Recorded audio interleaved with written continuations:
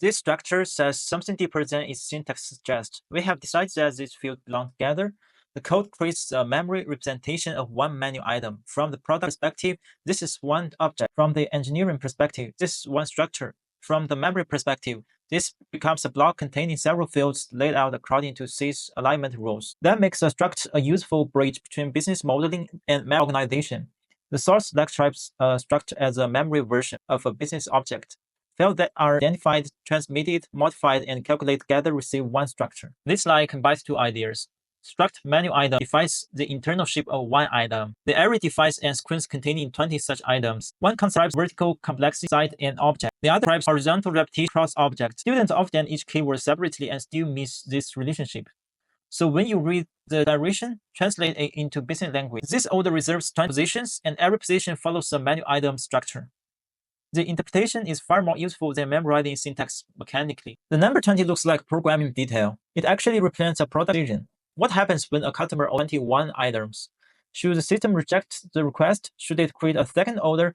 Should the implementation use dynamically allocated storage? Could enterprise catering require a different model? A compiler cannot choose those answers for the business. Someone designing the product has to define the boundary. This is why data structure design often starts before coding begins. The lecture explicitly frames array as an engineering trade-off that requires product, backend, and architecture decisions. Suppose we reserve 20 menu item slots for every order. Most food delivery orders use only 2 or 3. A catering order may need 40. Increasing the array capacity gives more room for larger orders, while every object reserves more space. Reducing capacity saves space and creates a stricter limit. This is a classic engineering trade-off. Fixed arrays give predictable layouts and extra locality. Dynamic containers provide more flexible growth. Each model fits different constraints. The important habit is to connect the technical choice with its behavior. Now we reach a part of C that exposes the field machine more clearly. Two structures can contain exactly the same logical fields and still occupy different amounts of memory. The reason is alignment. Processors access certain types most efficiently when they address particular boundaries. An int confers alignment on a 4-byte boundary. A double commonly has a larger alignment requirement. The compiler may therefore place unused bytes between fields. These bytes are code padding. At first glance, the calculation looks simple. Char uses 1 byte, int commonly uses 4. Another char uses 1, another int uses 4. That gives 10 bytes for actual field data. The compiler still needs to satisfy alignment requirements. After the first char, it may insert 3 bytes of padding before price. After has low-line image, it may insert another 3 bytes before sales. The final layout then occupies 16 bytes. The extra 6 bytes carry no application data. They exist to create an efficiency memory layout for the processor. Saving 4 bytes sounds trivial when we create one object. Now imagine 10 million objects. 4 bytes multiplied by 10 million becomes roughly 40 megabytes. At still larger scales, memory footprint affects density, cache behavior, data transfer volume, and some out infrastructure cost.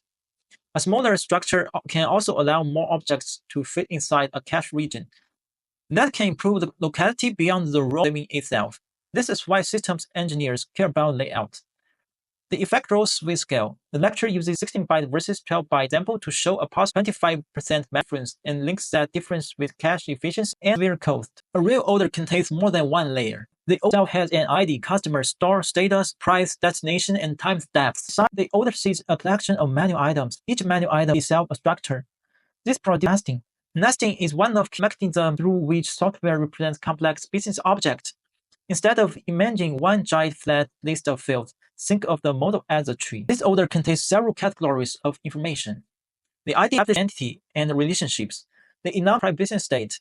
The array represents a collection. Each element inside that array is another structured object. The declaration therefore carries both product meaning and meaning.